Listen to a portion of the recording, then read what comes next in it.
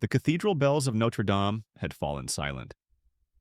Not from the fire that would ravage her decades later, but from something far more profound happening in the pews below. In 1950, nearly 90% of French citizens identified as Catholic. By 2020, that number had plummeted to just 47%. But France isn't alone in this exodus. Across the globe, from the megachurches of America to the ancient monasteries of Tibet, something unprecedented is happening. Believers are walking away in numbers that would have been unthinkable just a generation ago. What you're about to discover isn't just about declining church attendance or changing social trends.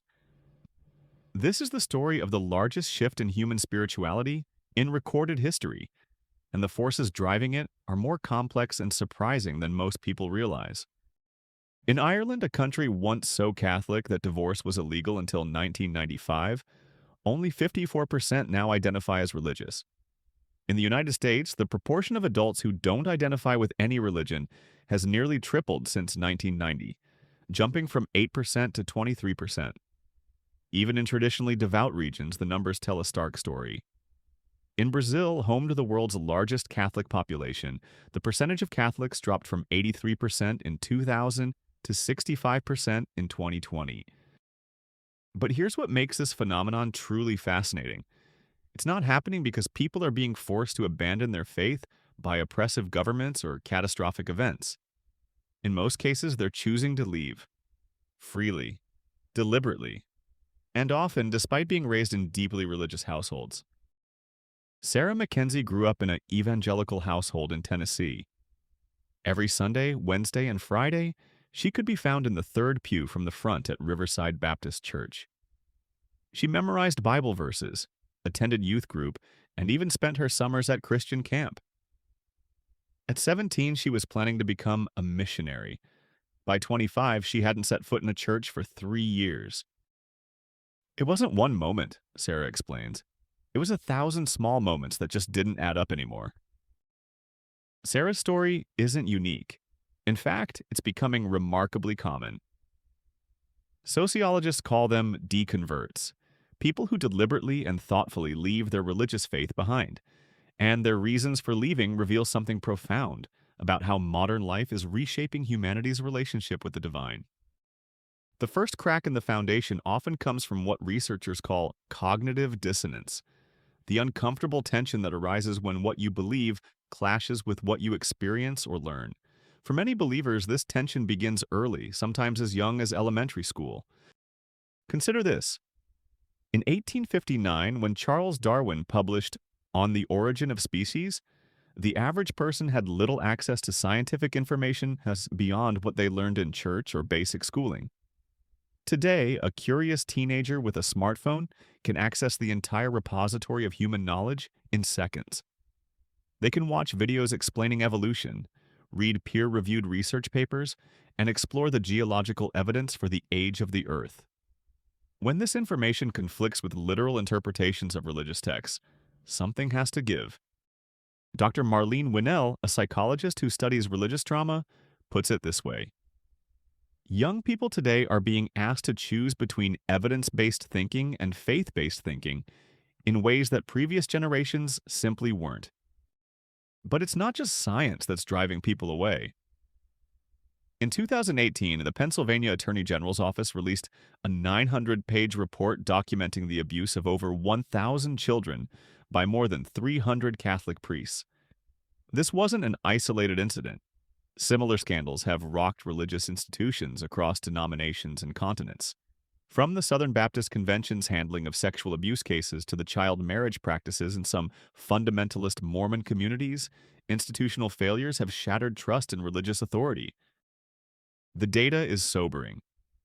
A 2020 Pew Research study found that among Americans who left their childhood religion, 23% cited clergy sexual abuse scandals as a significant factor in their departure. But even more cited what they perceived as hypocrisy, the gap between religious teachings and the behavior of religious leaders and institutions. Take the prosperity gospel movement, where pastors preach that faith will lead to financial success while living in multi-million-dollar mansions funded by donations from struggling congregants. Or consider the 2016 U.S. presidential election, where 81% of white evangelical Protestants voted for a candidate whose personal behavior seemed to contradict many of the moral teachings they claim to value. For many believers, these contradictions became impossible to reconcile. Hey, quick question for everyone watching. Where are you tuning in from right now? Are you watching this from your home, maybe during a lunch break at work, or perhaps late at night when you can't sleep? And what do you do for a living? I'm genuinely curious about who makes up our Professor Archive community. Drop a comment and let me know. I try to read as many as I can. The internet has fundamentally changed how people encounter and process religious doubt. In previous generations, someone questioning their faith might have struggled alone, perhaps speaking only to their pastor or close family members. Today, they can find entire communities of people with similar questions and experiences. Reddit's ex-Christian community has over 200,000 members. Ex-Muslim has nearly 150,000. These aren't just spaces for venting frustration. They're sophisticated support networks where people share resources, discuss theology, and help each other navigate the complex emotional and social challenges of leaving religious communities. But perhaps more importantly, the internet has made it impossible for religious institutions to control the narrative about their own history and practices. When the Jehovah's Witnesses claimed they had no policy of covering up child abuse, former members could instantly share internal documents proving otherwise. When certain evangelical leaders claimed that homosexuality was a choice that could be cured, former members of conversion therapy programs could share their stories directly. This democratization of information has been particularly challenging for high-control religious groups, organizations that historically maintained loyalty through information restriction. The Amish Orthodox Jewish communities and certain fundamentalist Christian sects have all struggled with young people gaining access to outside perspectives through smartphones and social media. Hannah was raised in a strict Pentecostal household where dancing, secular music, and movies were forbidden. She wasn't allowed to cut her hair or wear pants. Her first exposure to the outside world came through a secret Instagram account she created at age 16. I started seeing how other Christians lived, she recalls. Women pastors, Christians who drank wine, people who believed in evolution and still loved Jesus. I realized my church had been telling me there was only one way to be a believer, but there were actually thousands. Hannah's story illustrates another crucial factor in religious departure: exposure to alternative forms of the same faith. Many people leave not because they reject the core spiritual concepts, but because they can't reconcile themselves to the specific interpretation they were raised with. This has led to an interesting phenomenon sociologists call spiritual mobility.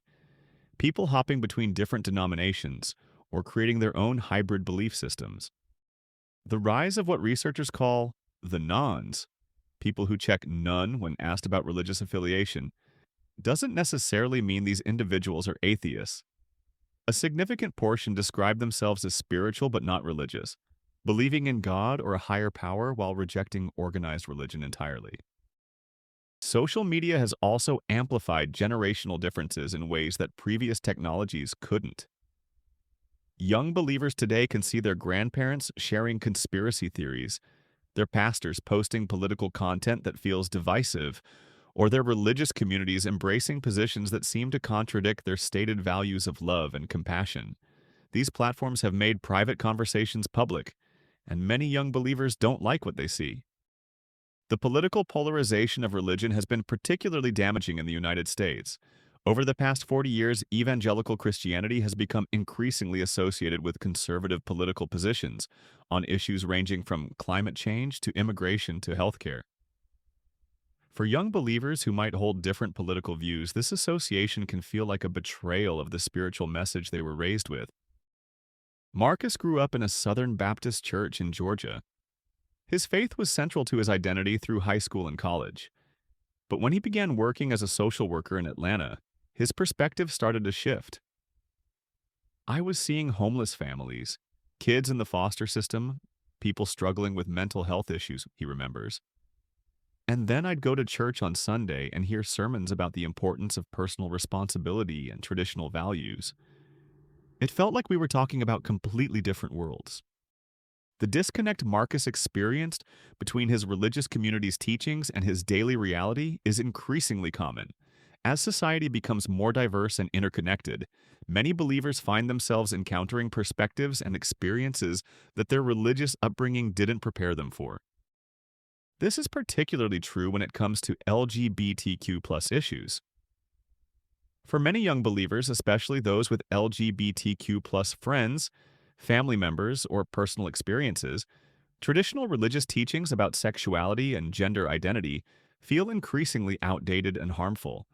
The suicide rates among LGBTQ+ youth in religious families are staggeringly high. According to the Trevor Project, LGBTQ+ youth who come from families that reject their identity are 8 times more likely to attempt suicide than those from accepting families.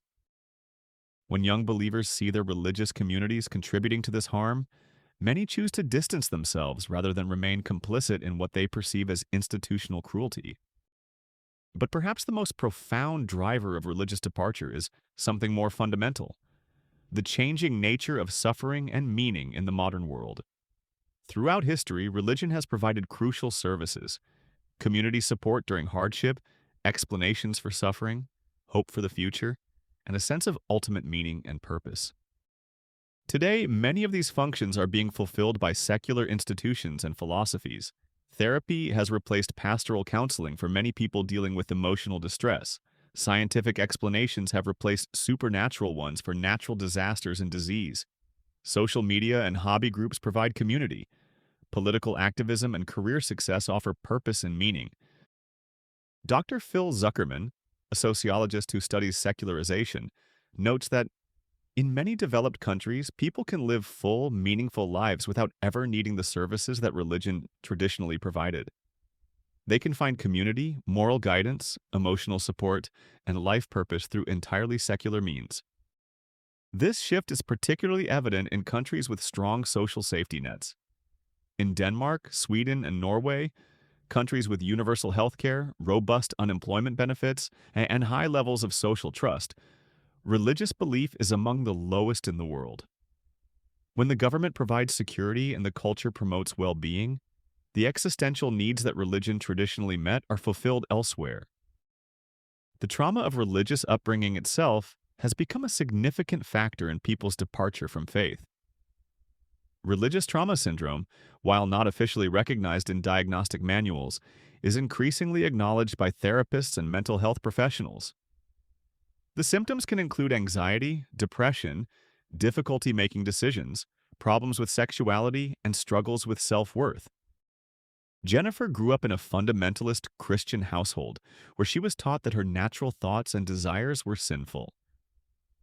"I was convinced I was going to hell from the time I was 7 years old," she recalls. Every normal childhood feeling, anger, curiosity, attraction, was evidence of my corruption. It took years of therapy to realize that I wasn't broken. The system that taught me to hate myself was broken. Stories like Jennifer's are becoming more common as mental health awareness increases. When people begin to understand the psychological impact of certain religious teachings, particularly those involving shame, fear, and conditional love, they often choose to distance themselves from those systems entirely. The prosperity of modern life has also created what sociologists call the problem of theodicy. If God is good and powerful, why is there still suffering? This question has always challenged religious belief, but it feels particularly acute in an age when we have the technological capability to solve many problems, but seem unwilling or unable to do so. Young believers today are aware of global poverty, climate change, pandemics, and social injustice in ways that previous generations weren't. They can see real-time footage of suffering around the world, and they can also see the vast resources available to address these problems. When their religious communities seem more focused on doctrinal purity than alleviating suffering, many choose to direct their compassion and energy elsewhere. The rise of effective altruism, environmental activism, and social justice movements has provided secular alternatives for people who want to make the world better. For many former believers, these movements feel more aligned with their moral intuitions than the religious institutions they were raised in. If you're enjoying this deep dive into one of the most significant social transformations of our time, and you find this kind of historical analysis valuable, consider leaving a super thanks. It really helps us continue producing these in-depth documentaries.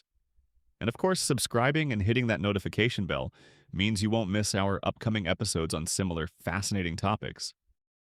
But the story of religious departure isn't just about individual choice. It's also about economic and social forces that are reshaping entire societies. Urbanization has played a crucial role in secularization. When people live in small, tight-knit communities, religious institutions often serve as crucial social hubs. But in large cities, people can find community, support, and social activities through countless secular organizations. The economic independence of women has been particularly transformative. Historically, women often remained in religious communities, partly because those communities provided economic security and social support. Today, women in many countries can support themselves financially and build social networks outside of religious institutions. This independence has allowed many women to leave religious communities that they perceive as restrictive or oppressive. Educational attainment is strongly correlated with religious departure. Each additional year of education increases the likelihood that someone will question or abandon their religious beliefs. This isn't necessarily because education makes people less spiritual, but because it exposes them to different ways of thinking and provides tools for critical analysis that can be applied to religious claims. The global nature of modern communication has also made it harder for any single religious tradition to claim exclusive truth. When people can easily learn about the sincere believers, rich traditions, and moral teachings of dozens of different religions, the exclusive truth claims of their own tradition become harder to maintain. Asha was raised Hindu in a traditional Indian family. Her faith was central to her identity until she moved to London for graduate school. I met devout Muslims, Christians, Jews, Buddhists, she remembers. They were all good people with rich spiritual lives. I started wondering why my tradition claimed to be the only true path when I could see that other paths seemed to work just as well for other people. This exposure to religious diversity has led many people to adopt more pluralistic views, which often means loosening their attachment to any single religious institution. The changing nature of authority has been crucial as well. Previous generations were taught to respect authority figures. Parents, teachers, pastors, government officials, largely without question. Today's young people are raised to think critically, question authority, and make their own decisions. This cultural shift has made it much harder for religious leaders to maintain authority based solely on their position or tradition. When a pastor says, "Believe this because I'm telling you to," or "because the Bible says so," many young people respond with, "Why?" and "How do you know?" These questions aren't necessarily hostile. They reflect a generation that's been taught to think for themselves. The economic pressures of modern life have also changed people's relationship with religious institutions. When people are working multiple jobs, caring for aging parents, or struggling to afford housing, the time and financial commitments that many religious communities expect can feel overwhelming. A church that expects multiple weekly services, regular volunteering, and significant tithing may simply be asking more than many people can give. Climate change has become a particular point of contention. Many young people see environmental destruction as the defining moral issue of their time. When their religious communities seem unconcerned about climate change, or worse, when they encounter religious leaders who deny climate science entirely, many choose to direct their moral energy elsewhere. The rise of mental health awareness has also transformed how people view religious approaches to psychological distress. When someone struggles with depression, anxiety, or trauma, they're increasingly likely to seek professional help rather than relying solely on prayer or pastoral counseling. When religious communities discourage therapy or claim that mental health problems are spiritual failures, many people choose secular support systems instead. But perhaps most importantly, the fundamental promise of religion, that following religious teachings will lead to a better life, has become harder to verify in the modern world. When people can compare their lives to millions of others through social media, they can see that non-religious people often seem just as happy, moral, and successful as religious people. This democratization of life observation has undermined one of religion's traditional selling points. If religious belief doesn't seem to provide clear, practical benefits, and if religious communities come with significant costs and restrictions, many people simply choose to opt out. The speed of social change has also outpaced many religious institutions' ability to adapt. Religious traditions that developed over centuries are being asked to address questions about artificial intelligence, genetic engineering, social media, and climate change. Many institutions have struggled to provide relevant guidance for these modern challenges, leaving believers feeling that their faith is increasingly disconnected from their actual lives. Young parents today face particular challenges. They may want to pass on positive values and life lessons to their children, but they struggle with religious institutions that they perceive as outdated or harmful. Many choose to raise their children with moral and spiritual teachings but without formal religious affiliation. The data suggests this trend is likely to continue. Young people today are less religious than previous generations at the same age, and historically people don't become significantly more religious as they age.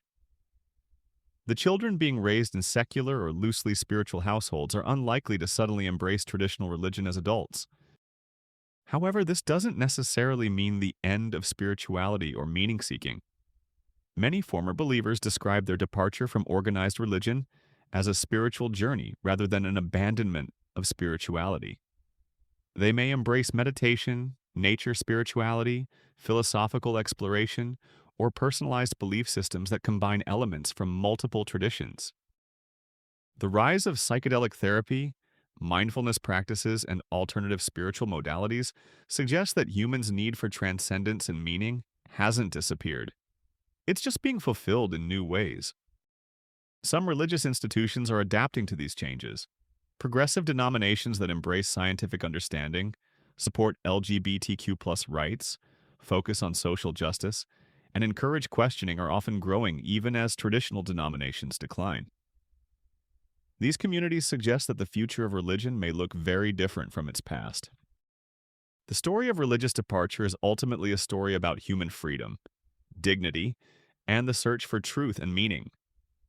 Whether someone chooses to embrace traditional religion, reject it entirely, or forge their own spiritual path, they're participating in one of humanity's oldest and most important conversations.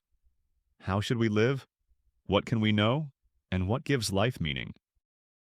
As we've seen throughout this exploration, the forces driving people away from traditional religious belief are complex, interconnected, and deeply rooted in the fundamental changes that define modern life. From the democratization of information to the evolution of moral understanding, from the rise of individual autonomy to the changing nature of community and authority, we're witnessing a transformation that will likely shape human civilization for generations to come. What emerges from this analysis isn't a simple story of religion versus secularism, but rather a nuanced picture of how humans adapt their meaning-making systems to new realities. The believers who are walking away aren't necessarily rejecting the sacred. They're seeking forms of the sacred that align with their understanding of truth, morality, and human flourishing.